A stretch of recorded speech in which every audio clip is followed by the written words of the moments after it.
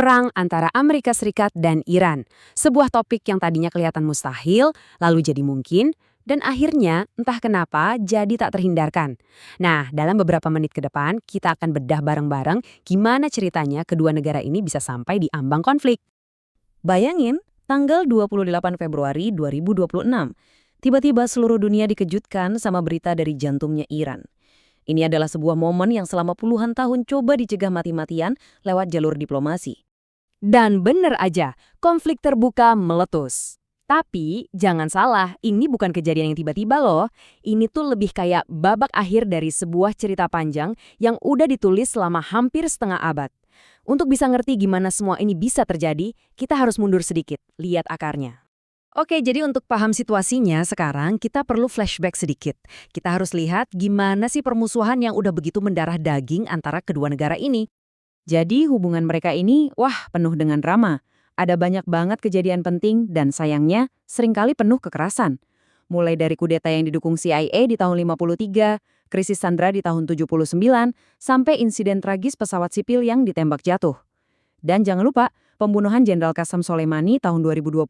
Semua ini ngebangun tembok kecurigaan yang tinggi banget di antara keduanya. Setiap kejadian ini ninggalin luka yang, dalam banget. Nah, belakangan ini medan perangnya geser. Bukan lagi adu militer, tapi adu ekonomi. Muncul strategi yang namanya tekanan maksimal. Tujuannya? Jelas banget, bikin ekonomi Iran bertekuk lutut. Dan hasilnya? Sanksi ini dampaknya benar-benar dahsyat.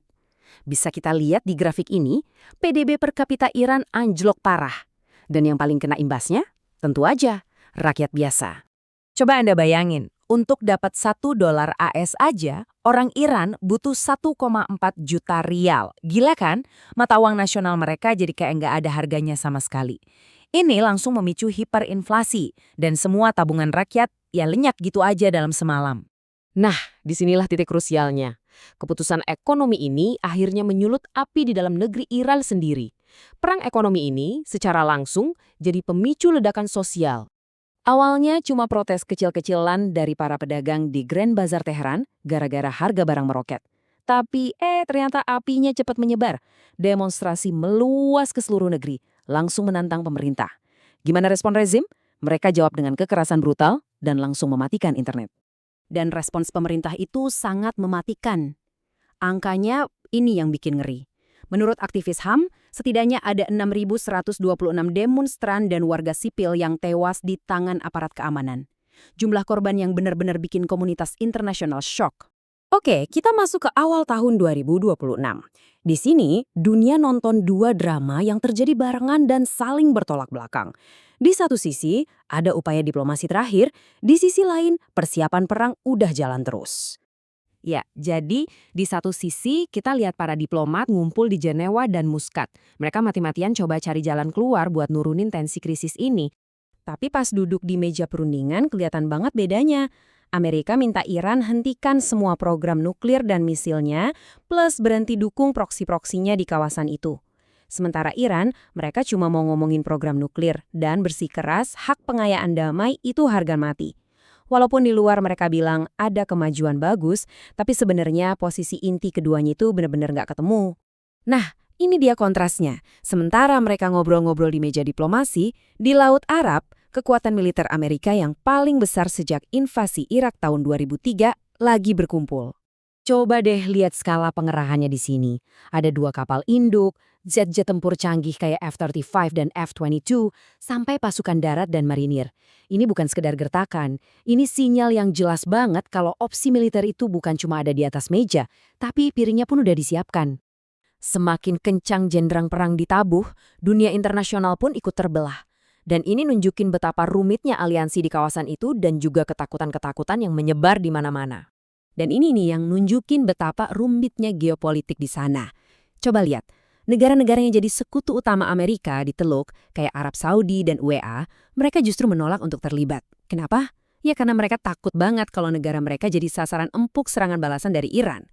Sementara itu, di sisi lain, proksi-proksi Iran di seluruh kawasan, Hizbullah, Houthi, mereka malah udah siap tempur. Kalau kita lihat lebih luas lagi, di panggung global, sebagian besar negara kuat kayak Uni Eropa, Tiongkok, dan Rusia Semuanya menyerukan untuk menahan diri dan pakai jalur diplomasi. Tapi ya gitu, seruan mereka kayak angin lalu aja, gak bisa menghentikan momentum yang udah terlanjur mengarah ke perang. Oke, jadi situasinya diplomasi macet, tentara udah siaga penuh, panggung untuk babak akhir pun udah siap. Sekarang, mari kita lihat gimana manuver terakhir memicu tembakan pertama pada 28 Februari itu. Jadi, perang ini tuh nggak asal mulai dor gitu aja. Ada strateginya. Dimulai dengan sebuah operasi intelijen yang super licik, gabungan AS dan Israel. Mereka sengaja bocorin info kalau jet tempur F-22 dikirim ke Israel. Tujuannya? Buat mengecoh, biar Iran mikir serangan bakal datang dari sana, dan lengah sama pangkalan-pangkalan lain. Hasilnya, para petinggi Iran, termasuk pemimpin tertinggi Ali Khamenei, merasa aman dan malah berkumpul bersama.